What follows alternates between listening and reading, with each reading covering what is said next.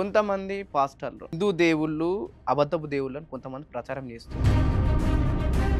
వాళ్ళు ఆ సమయాన్ని బైబిల్ చెప్పడానికి ఉపయోగిస్తే బాగుంటుంది.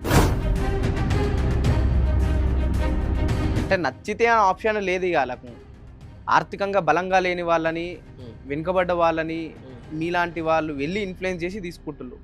ఎవరు ఎవరిని మత మార్పిడి చేయలేరు. 10 సంవత్సరాల క్రితము ఈ 12,700 గ్రామ పంచాయతీలు ఒక్క దగ్గర కూడా చర్చిలు అంటే ఒక్క దగ్గర అంటే చాలా వరకు లేవు. దాదాపు 8 నుంచి అవును, 10,000 విలేజ్లలో క్రైస్తవ్యం చర్చిలన్నాయి. క్రైస్తవ్యం పెరుగుతుంది. పెరుగుతున్నప్పుడు చర్చిలు కూడా పెరుగుతాయి. ఇది మత ప్రచారం ఎందుకు అవుతుంది? మత ప్రచారం వలన అక్కడ వాళ్ళు ఇన్ఫ్లుయెన్స్ అయ్యి ఇక్కడ పెట్టుకుంటారు దాన్ని కదా. సువార్త అంటారు, మత ప్రచారం కాదు, సువార్త. అంటే మత ప్రచారం సువార్త అని పిలవాలి ఇప్పటి నుంచి. ఓకే, మీరు అలా పెట్టుకున్నారు, ఇబ్బంది ఏమీ లేదు. అంటే మీ సువార్త వలన చాలా మంది ఇన్ఫ్లుయెన్స్ అయ్యి మారుతారు. మరి చెప్తేనే కదా మారుతారు. కావాలని ఇన్ఫ్లుయెన్స్ అంటే మామూలు ఇన్ఫ్లుయెన్స్ కాదు.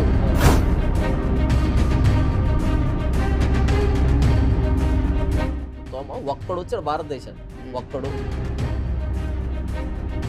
ఈరోజు మీరే చెప్తున్నారు కదా ప్రతి నియోజకవర్గంలో చర్చ్ ఉందని. ఇంకా జర్నీ ఉంది కదా, యుగాంతం కాలేదు కదా, ప్రపంచం అంతం కాలేదు కదా. అంటే ఇప్పుడు కొంతమంది పాస్టర్లు హిందువులు పుట్టుకతోని పాపులని ప్రచారం చేస్తారు. జన్మతః పాపి కర్మతః పాపి. పాపం ఎందుకు పాపి అని ఎందుకు అంటారు? కానీ ఇటు క్రిస్టియానికి మారితే దేవుడు రక్షిస్తాడు అనే విధంగా కూడా కొంతమంది క్రిస్టియానిటీకి మారితే కాదు. సూపర్ ఎజెండా అన్న మీది. Thank you brother, thank you. ఎందుకంటే ఇట్లాంటి అవతల వాళ్ళని మానసికంగా దెబ్బతీయడం, ఇందులో ఇట్లాంటివి చెప్పడం వల్లనే చాలా మంది ఆర్థికంగా లేని వాళ్ళు, పూర్తి ఒక లోక జ్ఞానం సరిగ్గా తెలియని వాళ్ళని మీద లోక జ్ఞానం లేని వారికి అసలు లోకం అంటే ఏంటో చెబుతున్నాం మేము. బైబిల్ ప్రకారంగా దీన్ని నమ్ముతున్నాను, మీరు ప్రకటిస్తున్నాను. మీరు నమ్ముతున్న ప్రకటిస్తారు. ఓకే, అంతవరకు సూపర్ ఆన్సర్. కానీ అందరికి ఒకటే దేవుడు, అందరికి బైబిలే ప్రామాణికం అంటే కాదు. Okay, right. కానీ ఇప్పుడు దీనికి నేను సాటిస్ఫై. లేదంటే ఆర్థికంగా వాళ్ళని ఆదుకొని కన్వర్ట్ అయితే మేము ఆదుకుంటామనే విధంగా కూడా కొంతమంది చేస్తారు. ఒకవేళ ఇది మానసికంగా దెబ్బతీయడం అయితే, ఫైనాన్షియల్గా టార్గెట్ చేయడం అయితే, ఇది ముందు మీరే చేయొచ్చు కదా. ఇప్పటికైనా మీరు చేయొచ్చు కదా. మేము అట్లానే పాపాలు చేయమని. కష్టాల్లో ఉన్న వారిని ఆదుకోవడం అన్నది పాపం అన్నమాట మీ దృష్టిలో. కష్టాల్లో ఉన్న వాళ్ళని ఆదుకోవడం పాపం అంటలేండి. కష్టాల్లో వాళ్ళని ఆదుకుంటున్న పేరుతో మత మార్పిడి జరగడం పాపం అంట.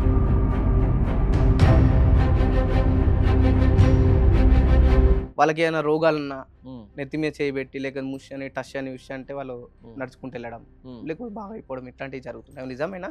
బెల్లంపల్లి ప్రవీణ్ కుమార్ అనే వ్యక్తి గురించి మీరు మాట్లాడుతున్నారు. పూర్తిగా డ్రామా, నటన, క్రైస్తవ ముసుగులో చేస్తున్నటువంటి నాటకం అది. అలాంటి వ్యక్తుల వల్ల మా క్రైస్తవ్యానికే ప్రమాదం ఉంది. ప్రార్థనతో వ్యాధులు పోతాయా ఉంటాయి?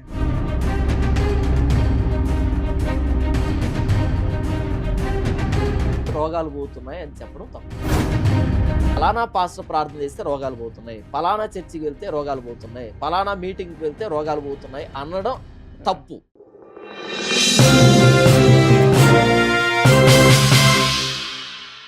యేసు ప్రభు దేవుడు కాదు, ఎక్కడనో గొర్రెలు కాసుకునేవాడు గొర్రె బిడ్డ. ఈ గొర్రె బిడ్డలంతా ఓ గొర్రె బిడ్డ వెనుక వెళ్తున్నాను నేనే అంటున్నా. నాకు సమాధానం చెప్పండి. ఓకే, మంచి స్టేట్మెంట్ ఇచ్చారు.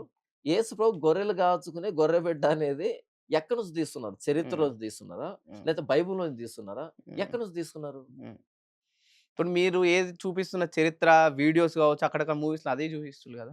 ఏ మూవీలో కూడా యేసు ప్రభుని గొర్రెలు కాచుకున్నట్టు చూపించరు. చాలా మూవీస్ లో అదే చూపించాలి. చాలా దాంట్లో మేము చూసిందంటే మాకు అదే చూపించింది. ఇప్పుడు నేను ఇక్కడ కూర్చొని అమితాబ్ బచ్చన్ పొట్టాడబ్బా మర కూర్చో అన్నాను అనుకోండి, అది ఫాల్స్ స్టేట్మెంట్. నేను చెప్పేదానికి ఒక ఆధారం ఉండాలి. చరిత్రలో ఏం చెప్తున్నానా, లేకపోతే ఎక్కడి నుంచి చెప్తున్నాను అనేది. కాబట్టి మీరు యేసు ప్రభుని ఒక మాట అన్నారు, అది మీ వ్యక్తిగతం. దానికి ఆధారం ఏంటి? నరవలేని నాలుక ఎలాగైనా తిరుగుతుందని ఎలాగైనా మాట్లాడచ్చు మనం. కానీ ఆ మాటకి ఆధారం కావాలి కదా. ఆయన గొర్రెబిడ్డ ఎందుకు అవుతాడు? గొర్రెలు కాచుకునేవాడు ఎందుకు అవుతాడు? ఆయన దేవుడు కాడు అంటే ఎక్కడి నుంచి తీస్తున్నావు ఆ స్టేట్మెంట్ ని? చరిత్ర చెప్పడానికి మీకున్నటువంటి చరిత్ర చెప్తుంది. ఏ చరిత్ర చెప్తుంది? ఏ పుస్తకం ఆ మాట రాయబడింది? దానికి రుజువేంటి? గూగుల్ చేస్తే ఒకసారి గూగుల్ చేసి చూపించండి. ఏ గూగుల్లో ఏ ఇన్ఫర్మేషన్ లో యేసు దేవుడు కాదు అని ఒకసారి చూపించండి నాకు. చేయండి, గూగుల్ మీకుంది, మీరు చేయండి ఒకసారి. ఏమని గొర్రెలు చేయాలంటున్నా? గొర్రెలు కాసుకుంటూనే వస్తాడు కదా యేసు ప్రభు. ఇంకెట్లా వస్తాడు? ఈ స్టేట్మెంట్ ఇచ్చింది మీరు. హ్మ్. మీరు నాకు చూపెడితే హ్మ్. నేను దానికి కౌంటర్ చూపెడతాను. హ్మ్. యేసుప్రభు గొర్రెలు గాయలేదు. హ్మ్. వీళ్ళు సరే నాకు నాకు గొర్రెబిడ్డలని చరిత్ర క్రైస్తవులు మీరు మాక్ చెప్పండి. చేస్తున్నారు తప్ప హ్మ్. యేసుప్రభు ఏమి అలా చేయలేదు. అహా! నాకు తెలీదు గదా! మీరు చెప్తే మరి నేను చెప్పండి. అంటే స్టేట్మెంట్ ఇచ్చింది మీరు. అహా! సరే నా స్టేట్‌మెంట్ తప్పు అని మీరు ప్రూవ్ చేయొచ్చు గదా! ఇప్పుడు నేను మాట్లాడిందే ప్రూవ్ చేయడం. ఎందుకంటే హ్మ్. దానికి హిస్టారికల్ ఎవిడెన్స్ లేదు. లేదా బిబ్లికల్ ఎవిడెన్స్ లేదు. హ్మ్. లేదా ఇప్పుడు మా సెర్చ్ ఇంజిన్స్ ఉన్నాయి గదా! గూగుల్ హ్మ్. గాని ఇలాంటి హ్మ్. వాటిలో ఎక్కడ లేదు. ఒకవేళ ఉంటే మీరు ప్రొడ్యూస్ చేయాలి. హ్మ్. అప్పుడు నేను కౌంటర్ చేస్తాను. హ్మ్. మీరిచ్చిన స్టేట్మెంట్‌కి నేనెందుకు ఎవిడెన్స్ చూపెడతాను? హ్మ్. అంటే తప్పించుకోవడం అంటే ఈ టైప్‌లో తప్పించుకోవచ్చని ఓకే. ఆహ్, ఇప్పుడు ఇది బయటికి వెళ్తది గదా! హ్మ్. ఎవరు తప్పించుకుంటున్నారన్నది ఆడియన్స్ డిసైడ్ అయిపోతారు. హ్మ్. మీరు చెప్పట్లేదు గదా! ఆన్సర్. నేను గాదు. మీరు ఆన్సర్ చెప్పట్లేదు. నేను అన్నదానికి మీరు ఆన్సర్ చెప్పట్లేదు. మీరు దేనికి ఆన్సరు? చూయించండి అంటుళ్ళు గదా! ఇప్పుడు ఆన్సర్ సరే దేనికి? ఇప్పుడు నాకు చరిత్ర నాకు తెలియదు గదా! మీకు తెలుసు గదా చరిత్ర. మీరు చెప్తే అట్‌లీస్ట్ నేను గాని మా ఆంధ్ర ప్రేక్షకులు తెలుసుకునే అవకాశం ఉంటది.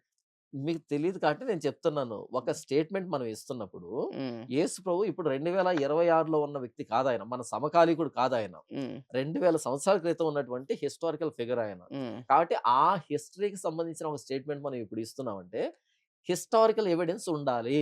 హ్మ్. లేదా ఆయన గురించి వ్రాయబడినటువంటి బిబ్లికల్ ఎవిడెన్స్ ఉండాలి. లేదా ఈ రెండిటిని అనాలిసిస్ చేస్తున్నటువంటి సెర్చ్ ఇంజిన్స్ ఉన్నాయి గదా! గూగుల్ ఉంది గదా! దాంట్లో ఏదైనా మనకి ఎవిడెన్స్ దొరకాలి. అంటే కొంతమంది రెగ్యులర్‌గా మూవీస్‌లలో, వీడియోస్‌లలో అదే చూయిస్తుళ్ళు. చాలామంది అదే నమ్ముతుళ్ళు. నాలాంటి వాళ్ళు కూడా అదే నేను కూడా మూవీ అన్న స్టాండర్డ్ గాదు గదా! నాకు తెలిసి ఏ మూవీలో గూడా యేసుప్రభుని గొర్రెల కాపరిగా చూపించలేదు. హ్మ్. ఆయన యూదుడు. హ్మ్. ఆయన రాజవంశం ఆయనది. హ్మ్. గొర్రెల కాపరి గాదు. ప్రపంచంలో ఒకే దేవుడా? ఇంకా మిగతా ఒకే దేవుడు. ఎవరు? ఆయన పేరు ప్రభువైన యేసుక్రీస్తు. ప్రవ్ హ్మ్. ఒకే దేవుడుంటే మతాల మధ్య ఇన్ని విద్వేషాలు ఎందుకవుతున్నాయంటారు? మతం అన్నది హ్మ్. అభిమతం అనేటువంటి పదం నుంచి పుట్టుకొచ్చింది. హ్మ్. అభిమతం అంటే నమ్మకం లేదా విశ్వాసం అని. హ్మ్. అలా కొంతమంది వారి విశ్వాసాన్ని బట్టి మతాలు ఏర్పాటు చేసున్నారు. హ్మ్. నా మతం కంటే నీ మతం చిన్నది. నీ మతం కంటే నా మతం గొప్పది అనేటువంటి ఆలోచన నుంచి విద్వేషాలు పుట్టుకొస్తాయి. హ్మ్. కొంతమంది పాస్టర్‌లు ఆ! హిందూ దేవుళ్ళు అబద్ధపు దేవుళ్ళని కొంతమంది ప్రచారం చేస్తూ ఉన్నారు. సో, హ్మ్. వాళ్ళ గురిం కొంతమంది వల్ల మీలాంటి వాళ్ళు కూడా హ్మ్. అదే తోవలో కలిసిపోతుర్రు. అంటే హ్మ్. చూసే జనాలకు. హ్మ్. సో, వాళ్ళ గురించి ఏం చెప్తారు? ఒక క్రైస్తవుడికి ఇతర మతాల గురించి మాట్లాడవలసిన అవసరం లేదు. హ్మ్. అంతకు మించి భారత రాజ్యాంగం ఏం చెప్పిందంటే, హ్మ్. ఎవరి మతాన్ని వాళ్ళు పాటించుకోవచ్చు, హ్మ్. ప్రచారం చేసుకోవచ్చు, హ్మ్. వ్యాప్తి చెందించుకోవచ్చు. ఇది రాజ్యాంగం ఇచ్చినటువంటి హక్కు. హ్మ్. నా ప్రభువైన యేసుక్రీస్తుని గురించి నేను ఎంతైనా ప్రకటిస్తాను. హ్మ్. ఎంతైనా వ్యాప్తి చేసుకుంటాను. కానీ ఇతర మతాలని కించపరచాల్సిన అవసరం నాకు లేదు. హ్మ్. కానీ నా బైబుల్‌లో ఏదైతే వ్రాయబడిందో దాని గురించి వివరించుకునేటువంటి హక్కయితే నాకుంది. హ్మ్. నా బైబుల్‌లో ఏదైతే ఉందో దాని గురించి వివరించుకునేటువంటి హక్కయితే ఉంది. హ్మ్. ఎవరైతే ఇతర దేవీ దేవతల గురించి మాట్లాడుతున్నారో, వాళ్ళు ఆ సమయాన్ని బైబుల్ చెప్పడానికి ఉపయోగిస్తే బాగుంటుంది. హ్మ్. ఇతర మతాల్ని కించపరచడం అంటే, అది క్రైస్తవాన్ని ప్రమోట్ చేయడం ఏం గాదు. అంటే కొంతమంది ఈ క్రైస్తవానికి చెందిన ఫాదర్సే మత మార్పిడులకు పాల్పడుతుర్రు. ఇతర మతాలకు సంబంధించిన పెద్దలు ఎవరు కూడా ఇట్లాంటి పనులకు పాల్పడరు అని హ్మ్. అపవాద కూడా చాలా వరకుంది. మత మార్పిడంటే ఏంటి? హ్మ్. హిందువుని క్రిస్టియన్‌కి మార్చడం, ఆ! లేదా ముస్లింలని క్రిస్టియన్ మార్చడం ఉన్నది తప్ప ఇతర మతాల వాళ్ళు ఎవరు చేయట్లేరు. చెయ్యరు. ఆ! ఒక క్రైస్తవుడు మాత్రమే హ్మ్. సువార్త చేస్తాడు. హ్మ్. దాన్ని మీరు మత మార్పిడి అంటున్నారు. కాదు. హ్మ్.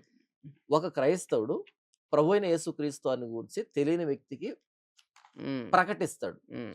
ఆ వ్యక్తికి అది నచ్చితే, హ్మ్. అందులో సత్యం ఉంది అని అనిపిస్తే, ఆ హ్మ్. వ్యక్తి ప్రభువైన యేసుక్రీస్తు అని అంగీకరించొచ్చు హ్మ్. బాప్తిస్మం ద్వారా. హ్మ్. అంటే నచ్చితే ఆ ఆప్షన్ లేదిగ ఆళ్ళకు. ఆర్థికంగా బలంగా లేని వాళ్ళని, హ్మ్. వెనుకబడ్డ వాళ్ళని, హ్మ్. మీలాంటి వాళ్ళు వెళ్లి ఇన్‌ఫ్లుయెన్స్ చేసి తీసుకుంటుళ్ళు. ఎవరు ఎవరిని మత మార్పిడి చేయలేరు. హ్మ్. ఎవరు ఎవరి మనసును మార్చలేరు. హ్మ్. నేను చెప్పగలుగుతానంతే. హ్మ్. ఆ చెప్పిన సమాచారం మీకు విశ్వసనీయం అనిపిస్తే, సత్యం ఉంది అని అనిపిస్తే, మీరు నమ్ముతారో లేదో మీ వ్యక్తిగతం అది. హ్మ్. అంతేగాని నేను వచ్చి మిమ్మల్ని మారుస్తూ ఉంటే, ప్రపంచం మారిపోతదలా. హ్మ్. మారుతున్నాయి. చాలా మారదు. విలేజ్‌లలో చర్చ్